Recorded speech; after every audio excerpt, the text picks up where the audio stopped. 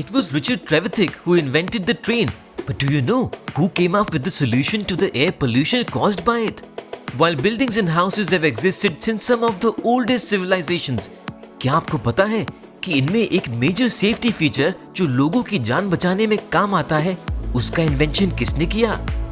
और तो और कैंसर जैसी खतरनाक बीमारी के इलाज में जो एलिमेंट यूज होता है, उसकी खोज किसने की? अब आप सोच रहे होंगे कि हमने आपसे इतने सारे सवाल तो पूछ लिए, मगर इनका जवाब क्या है?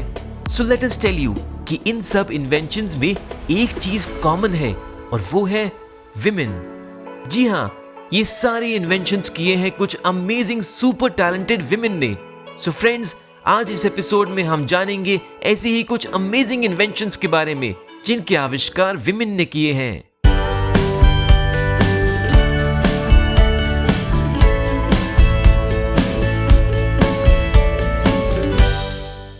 The first inventor in our list is Mary Elizabeth Walton, जिन्होंने एक नहीं बल्कि दो pollution reducing devices का इन्वेंशन किया।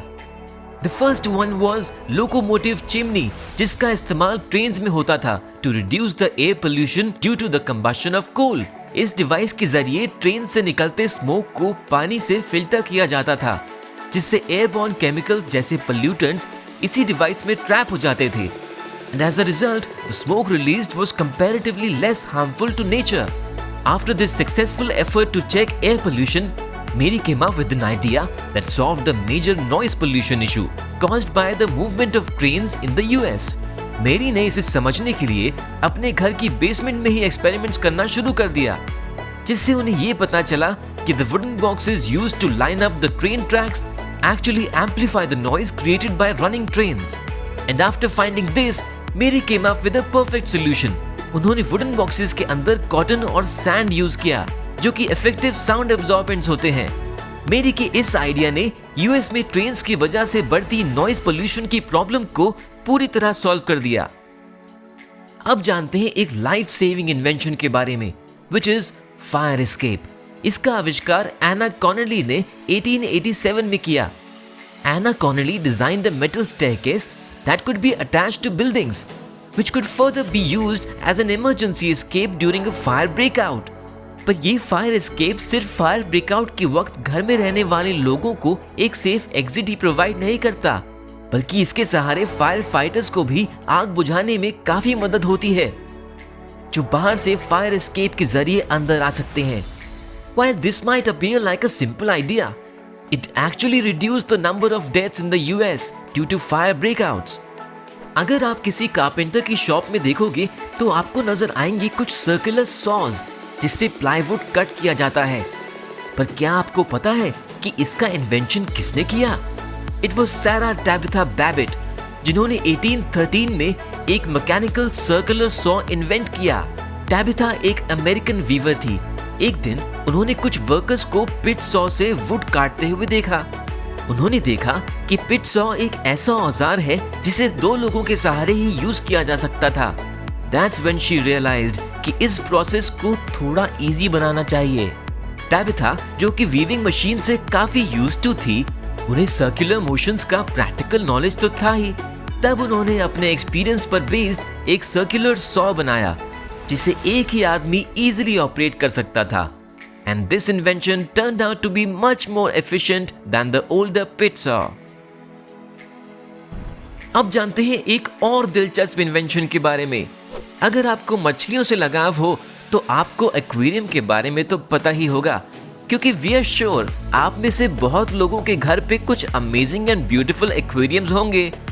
पर क्या आपको ये पता है कि एक्वेरियम का इन्वेंशन किसने किया? नहीं, चलिए हम बता देते हैं। एक्वेरियम का इन्वेंशन 1832 में जॉन विल्प्रू पावर ने किया, जो कि एक फ्रेंच मरीन बायोलॉजिस्ट थी। हालांकि उन्होंने एक्वेरियम मरीन लाइफ्स पर रिसर्च करने के लिए बनाया था, जो कि एक सिंपल ग्लास पे बना था। बाद में फिलिप गूज, जो कि एक ब्रिटिश नेचुरलिस्ट हैं, उन्होंने इसमें प्लांट्स और स्टोन्स का इस्तेमाल करके इसे रीडिजाइन किया, और इसके बाद से आज तक ये कई घरों का एक हिस्सा बन चुका है। अगर आपको आसमान में टिमटिमाते तारे और चांद फैसिनेट करते हैं और आपको इन्हें देखना और इनके बारे में जानना अच्छा लगता है, तो आपने टेलीस्कोप के बारे में तो जरूर सुना होगा, जिससे इन्हें डीपली ऑब्जर्व किया जाता है।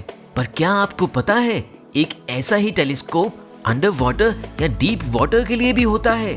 यस, और इन्हें सबमरीन टेलीस्कोप्स कहते हैं। Submarine telescopes are actually periscopes, which is an instrument used to observe things without a direct line of sight. मतलब अगर आपके सामने एक हर्डल हो पर आपको उसके दूसरी तरफ देखना हो, then periscope can help you in such a situation.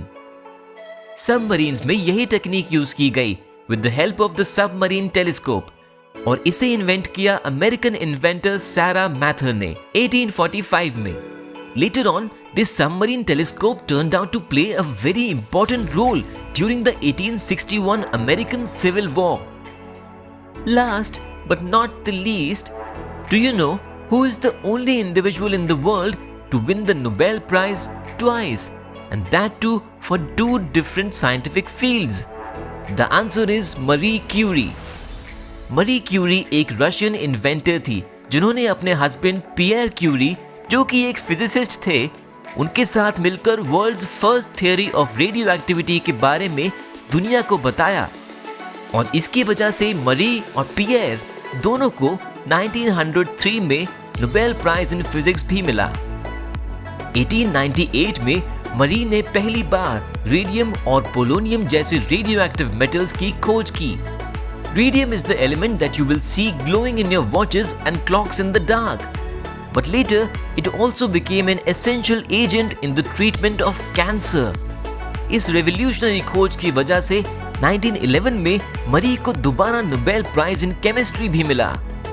अपनी डिस्कवरीज के साथ साथ मरी ने 2 मेजर मेडिकल रिसर्च इंस्टीट्यूट्स भी एस्टैब्लिश किए, जो आज तक one of the finest medical research institutes माने जाते हैं।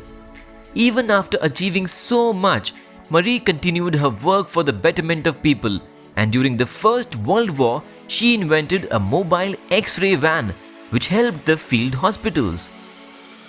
While these were very few among the many inventions made by many women, there is a fact that might astonish you. क्या आपको पता है साल 1800 तक विमेन को अपने नाम से पैटेंट्स फाइल करवाना अलाउड ही नहीं था।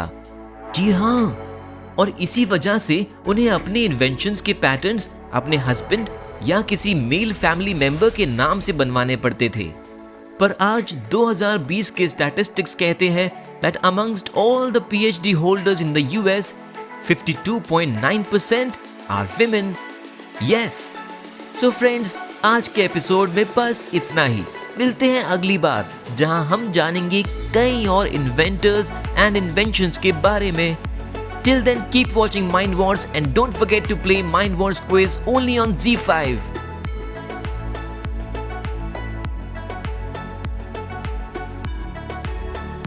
Want to be the first to know of the videos on the Mind Wars YouTube channel? Hit subscribe and click the bell icon. And remember, knowledge increases when you share it. So like, share and tell your friends about the video.